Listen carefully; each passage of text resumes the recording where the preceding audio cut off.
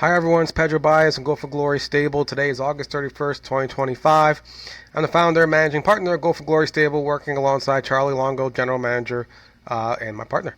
So, with that being said, just a reminder, Go for Glory Stable is a fractional ownership group. So basically we allow a platform for you to build a stable of equine athletes however you want. It's a different type of investment than normal, more traditional investments, where owning a racehorse is like owning a sports team. So you can have your own, kind of build it the way you want to build it. We offer as little as 1% of the racehorse. So some horses, that for us, that can be as cheap as, $50 to $1,000, and depending on the quality or the price of that racehorse. Harness racing, they race every week, so you'll see the action every week.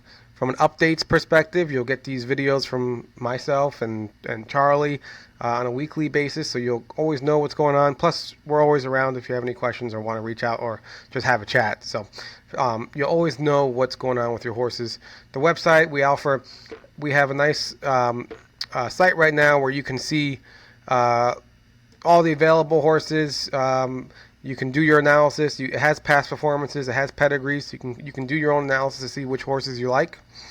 We have an entry stats page where you can list. It sees all the upcoming races for your horses and free programs.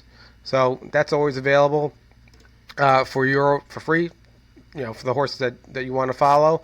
And then we also list all the results right here, so you can easily see the results of your horses racing every week, and then we have our overall Go for Glory stable results here. So that's what you get with the stable, and hopefully if you're interested, please reach out to Charlie or myself, or you can just browse horses on your own and purchase one and join the fun. So we race mainly in New York, New Jersey, Pennsylvania, and Massachusetts. We do have some horses outside in Ohio and Canada, but mainly in the Northeast. We're trying to focus, and we have a lot of in-person events like Hamiltonian and things like that we can get together and have some fun, and you can meet other people, and it's actually a lot of fun. So that's the Go for Glory Stable group. Please like or subscribe these videos as it helps to grow the channel. And this is the racehorse video, 3-year-old Northern racehorse video. So we got a lot of replays to go through. So I'm gonna kind of fire away and start going through these replays. So let's move on. Let's start with Artist Best. And by the way, this video I'm doing it early in the day, so we're gonna miss Enola Soho Skyfall, and there's another horse racing today, Muscle Bart. We're gonna miss Muscle Bart, Enola Soho Skyfall. So we'll capture those on next week's video. So all right, let's get started with we'll get started with Artist Best. He raced last night, because I want to do videos as many of these horses as possible, just so you can kind of know where our minds are at. And the big thing with Artist Best is that he actually raced really well, and we put him in the right place. He's the 7 horse right here with Anthony Veruso right here in the 7 hole. Charlie is on vacation, so Charlie wasn't able to drive tonight, and we were actually the favorite in this race. So, we did all we could from an owner perspective. There's nothing you can do when you put a horse in the race and the horse is the favorite. There's nothing you can do. So I mean, then it's up to the horse and the driver, and the trainer to get the job done. So that's Tony Veruso sitting there in the 7 hole. He intentionally didn't blast out, and that's one, a lot of the horses inside of him blasted out, but 2, he's the type of horse that just doesn't really like to blast off like that. The horse prefers to come off the pace. It is what it is. Just how the horse is, So there he is sitting 8th right now, all the way in the back, and it's not a great place to be if you like I said, if you got the favorite. But there he is sitting 8th, and like I said, we got the 7 post, so there's nothing we can do when we get the 7 post like that. He's following. He's 4th over on the second, 4th over following this 5 horse, and this 10 for some reason is just like sitting there outside of him the whole time. I don't know what's going on with that 10. It's like I don't even know. It's like he's sitting 3 wide outside of Tony Veruso the entire time. I'm not quite sure what that driver was trying to do. So there's Tony sitting there. He has nowhere to go. He can't go 3 wide because the 10's sitting right outside of him the whole time. He's trying to figure out where to go. He's going behind his 3. And that might have done us in right there. Because then he's going outside, behind the 3. Now he's going behind this 5 horse. The hindsight is 2020. He should have been sitting right there behind Tony Beltrami. So he should have been sitting on it. This time he should have stayed in the inside. We would have came up. We would have been about right here or so, and we would have probably got at least third, fighting for second or the first. Once again, nothing we can do. We're owners. We're doing our best to buy the right horses, put them in the right spots, and same thing with the driver. You got to make a split-second decision. Sometimes it works, sometimes it doesn't work. And that time, we got fourth, which was $690 check. It's not bad, but probably could have got third or second if we just stayed in the rail. But what can you do? I mean, he still, it wasn't a bad drive. It was hindsight's 2020. So the horse, the most important thing is the horse was excellent. So Bluebird time. I'm only going to show his race just because he's was claimed out of it. And this is his last replay for us. So we had a lot of fun with this horse. He's the 3 horse, and we claimed him in like May 3rd. So what is that? 4 months ago? 3 months ago, I guess, almost 4 months. He's the 3 horse right here. We claimed him on May 3rd, and he actually is getting off the gate a little bit, which was we rarely see that from Bluebird. So he actually got off the gate a little bit. He's sitting here 4th, and to me, this was actually like a perfect trip. I'm like, this is a perfect trip. You don't get any better than this. And he's sitting there, and at this point, he's basically waiting until the half or so to go first over. That's exactly the type of racehorse that Bluebird is. So there he is. Mike Merton's just hanging out there. He knows what kind of horse he is. He's just going to wait until like around the half or so, pull out, or a little bit before the half, pull out, and then try to go for first over move. This was a claiming race, 8,500, and going for an 8,500 purse. And he came in second the first leg, and then the second leg we got that famous power outage. He didn't get to race. So this is the third leg of this series, and there he is making his move. That's his patented Bluebird time move, where he's just grinding over. He's not like a fast horse, he can't really accelerate very quickly, so he's not like a fast, quick type horse. But that's what he is right there, just a grinder. He just keeps grinding, keeps wearing down these horses. And I think that I want to say the 2 behind him was the favorite. And as you can see, Bluebird is just, he's very game here. Like that 4 was a tough horse to try to beat and try to get by. And Bluebird is he's not giving up. He is not giving up at all. So there he is around the final turn. I was hoping that 4 would come back a little bit right now around that final turn, and then maybe we can just kind of like ease past him and get the win. Wasn't meant to be. There he is. Bluebird's still coming. At this point, I'm like, maybe he still might get there. Nah. But he held off that 6 and he held off the 2. Good second. He was claimed after this race, so everyone got back. Everyone will see the 10,625 because he was claimed for 8,500 plus a 25% allowance. So, meaning his price was like $10,625. So all the Bluebird owners will see that on their August statements, as a credit to your August statement, and you can use it how you wish. You can use it to pay bills or roll forward or roll it into another horse. Another horse that we have. So, but Bluebird, he was a great horse for us. He was a lot of fun. He got us a win at Meadowlands, a lot of checks.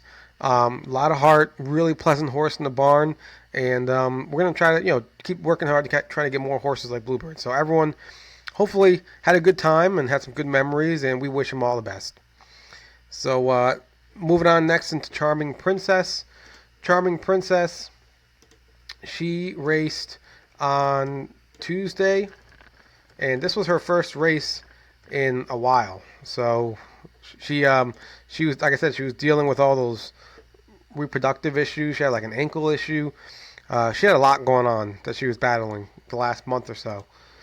Basically, since she was scratched that race, where she was scratched like during the post parade. There she is in the. She's all the way on the outside here, 9 hole. And me personally, I really wasn't expecting much this race, considering she hasn't raced in like a month. But and she was dealing with so many things. My whole mentality was, I was like, all right, I just want to see. I just want to see that she's the horse that we saw earlier, like her last good race.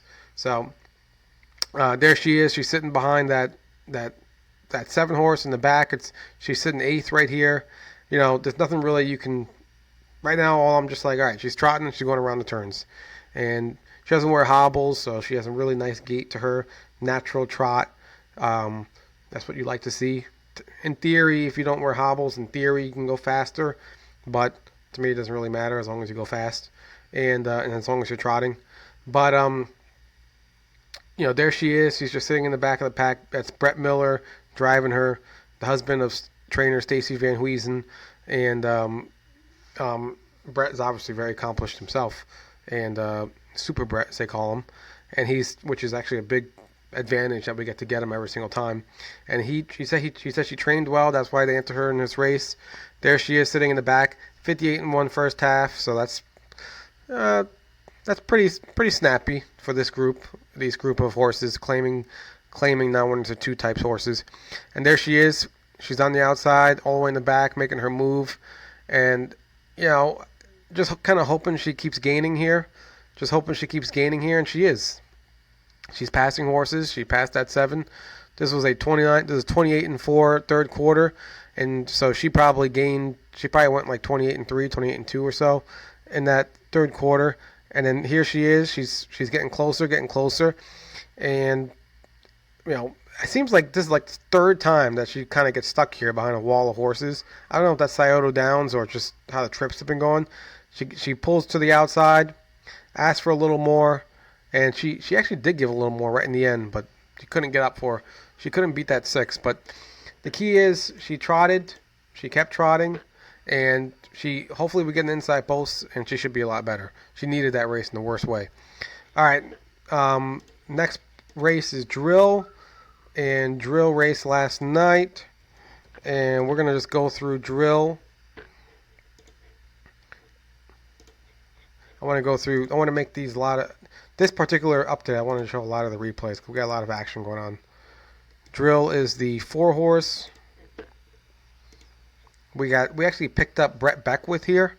Mark Hirschberg, one of the owners, mentioned that Mark Hirschberger may have gotten into an accident or something of that nature. So he was off his drives, and then we picked up Brett Beckwith. And Brett Beckwith is one of the best drivers in the game right now. So that was a huge catch drive pickup that we got. There's Brett blasting off a Drill right there to the lead, and I loved it. When I saw him do that, I loved it. To me, we know Drill needs to get off the gate to actually like wanna race hard. So that was big that he got him off the gate to race hard. 26-4 first quarter. That was a little bit. That was probably faster than I thought he would be doing. Like if he did like a 27-2, 27-3, I think that would have been perfect. 26-4 was like, all right, you were really motoring with Drill here. Then he's still going. I mean, Brett, he's still flying with Drill right now, and right now he's on the lead. He's 55-1, so that's a 28-2 second quarter. So I mean, this 55-1, that's a monster half. So at this point, but you know what? I don't mind though. Like he's just doing as Gabe Pruitt says, horns blaring, sirens roaring, whatever we want to. I forgot the phrase. He's just flying right now. He's just saying, "Catch me if you can," and I'm gonna go all out and try to bottom out this field. And I'm going to do this race. I'm going to race this race like I'm the fastest horse in the race and the best horse in the race. And you know what? I actually don't mind this. There he is. He's around the final turn. At this point, I'm like, please stay up. Please give us a little more Drill. Please stay up. But his legs are shortening a little bit, And then I really wanted third right here. I was hoping Brett didn't. I was really hoping to get third right here. But then that 9 just finds a little room and pops up. We hold for fourth. But Drill raced really well. He raced really well. He showed a lot of life, and we needed to see that. So we got our next race with him, or we're gonna have to, like I said, figure out what we're gonna be doing with some of these horses. Drill's one of them. Um, we'll see what his next option is, either race or what have you. And he does fit some pretty decent claiming races. And Meadowlands obviously fits great here if he can get back to that class again. That class is perfect, TM68. So we'll kind of see what's next. But that was good. We needed to see some Drills finally being raced the way he needs to be raced, and he's showing us, like, all right, he's a racehorse. He'll fight. Enola, let's jump to Enola. The only reason, even though she came in fourth, I just want to do it just so that people, or else did I? I can't remember if I did this. If I did Enola. Actually, I think we did Enola last week, so I am not going to do Enola this week. But Enola basically came in fourth last week. She was flying. She did great. Erin is in to go on Monday at Pocono Downs. She's in a claimer. She has a $15,000 tag. So she's eligible to be claimed for like $22,000. We'll see what happens. It's a good race. She's 3-1. She's the second favorite in there at 3-1 morning line. Tyler Buter. So she looks like she fits really well. And the handicappers Trackmaster seems to agree. So we'll see how she goes. Saratoga was closed this week, so we didn't want to skip a week, so that's why we put her over there. And we'll see how it goes. So she fits well. Geologic, he's a baby, so we touched on him in the previous video. Just Rose's luck. She had last week off. She's racing tomorrow, September 1st, with the rail at Tioga Downs. Really good spot. I think she should be 1-2 in there. She's really good. Going to Vegas, she talked about her last start. She didn't race this. I think I talked about her I talked about her last week. She didn't race this past week. We're just going to see what happens if she gets into the final, the Excelsior final. If she doesn't get into the final, then we'll probably just start looking to sell her. She's worth a lot. As a broodmare, she's worth a lot. She might, even though we only paid like $37,000 for her, there's a lot that happened since then with her family that made her stock go way up. So even though, this is what I'm trying to tell you about the yearling game, baby game, we paid $37,000 for her from Goshen a few years ago, and she's a Chapter 7 filly, and we might actually be able to sell her for $100,000 or more. So $100,000. We only paid $37,000. We might be able to sell her for $100,000 or more, just because how her family is so is so hot right now. The stock is so high. So we're going to see how that goes. But hopefully we could get a good price like that. And that's why I love the baby game. So there's many ways to make money. Mine Hunter, he raced. He raced. He did not race last week, so he is in to go on Monday, tomorrow. So we'll see how that goes from the 6 post. We got Jason Bartlett, number 1 driver in Yonkers. He might still be the number 1 driver in the entire country from an earnings perspective. So nothing we can do. We got it all. They got the 6 post, which is, this horse cannot draw on the inside for whatever reason. He just always draws 6, 7, 8. But we got Jason Bartlett. He got in. Let's see how it goes. So that's Mine Hunter. We got a claim in the next race too on Saddle Up for $30,000. Muscle Money Man. Let's do Money Man. So Money Man raced on Friday in the New Jersey Classic elimination, and we had young Brett Beckwith driving for us, number 2 horse. And here we go. We're right here, nose on the gate. And basically, this is New Jersey Classic elimination, where this elimination was $25,000. The final is $250,000, and the top 5 horses from the eliminations make it to the final. So there's Money Man. He got off the gate pretty good, and he's just finding a spot right there, and he's sitting behind that, looks like a 3 horse.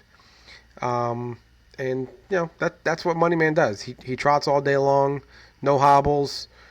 He's just, I don't want to say like a boring horse, but some of the best horses are like they just do their job. So like that's kind of the horse he is. He just does his job. So there he is. He's a $45,000 Walner purchase from 2 years ago from, I want to say, Harrisburg that we got him. And he's a Massachusetts eligible, so he'll be racing in Massachusetts about a month from now in the Massachusetts Sire Stakes in Plain Ridge. And but Paul's taking a chance in the New Jersey Classic just to see how he stacks up. There he is sitting third. It's really, to me, when you sit in third, 56-3, Pap, this is perfect. Just sit third the whole time. So at Meadowlands, third is actually not bad.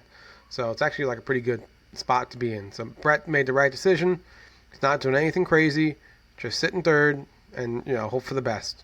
So top 5 make it in. So you just want to be top 5 to get into the to get into the final. So then that 8 breaks right in his face. You saw that. That 8 broke right in his face, and Moneyman kept trotting. He kept trotting right through it. He actually, some people say that didn't affect him at all, but I don't know. To me, when you see a horse breaking right in your face like that and acting all crazy, you got to impact you some way. But there he is. He's finishing strong. The goal here, you just really want to get top 5, and that's what he got. He got 4th place, picked up a $2,000 check, and then now we wait for the draw. So I think it's next week. Yeah, it is next week. Next week is the draw for the $250,000 final, and good luck to everyone. We'll see how it goes. So Moneyman, that's what this game is all about. This game is all about 45,000. You're like, oh, it seems like a lot. It's actually not a lot for a Walner. A Walner, which is like one of the top sires in the game. Those Walners are going for like 100 grand, 200, 300 grand all the time. So 45 is actually cheap for a Walner, and he actually turned out pretty good. And that just shows like you never know where these good horses are coming from. So that's Moneyman. We got to hope for a good draw on for this upcoming week, and hopefully he does well. 250,000. So even if he comes in 5th, that's like winning a $25,000 race. So we'll see how it goes. Muscle Bart, he raced. I'm not gonna do his replay. He did not race last week, so he's racing today in about 20 minutes or so. Ship's Revenge, I want to do her replay just because I was actually in the Jersey Shore, Point Pleasant, Jenkinson's Beach, trying to watch her race. I thought we had this race. I thought she finally got an inside post. I was like, this is like a gift. We finally got an inside post, so we should be able to win this race. And there she is, the 3-hole. She's the 3-hole right here with Jay Randall. She's getting off. She's actually like the first horse to get off right there. She gets off pretty good. But then, that 2 is kind of fighting for position. So Jay Randall's got a choice here. And that one's not giving it up either. So Jay Randall's got a choice. Either stay outside and keep trying to go for the lead, or sit there and take that 3-hole. He sit there and took the 3-hole. I cannot fault him for that.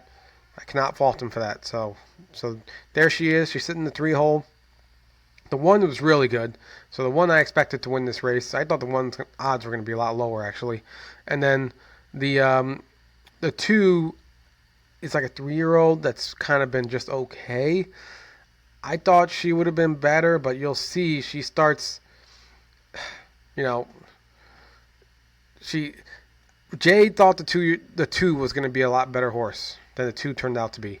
And there he is. The 7 went outside early. The 5's following the 7. Jay's following the 2. He has nowhere to go. He's stuck behind that 2. And then that 2, as you can see, look at that. Look at that. That 7 just took the pocket from the 2. That 2 was struggling to keep up so bad that the 7, and it's almost like 2 lengths in there. You can fit an airplane in there. That 7 behind that 2, over that 2. That 2 was completely destroyed Ship's Revenge. Look at that. I mean, that 2 is completely backing up in the whole field. At this rate, I'm just watching this like, this is ridiculous. This race is pretty much over. At this point, we're just trying to get a piece. And she lost all her momentum. So, Ship's lost all her momentum. So she's trying to get a piece here.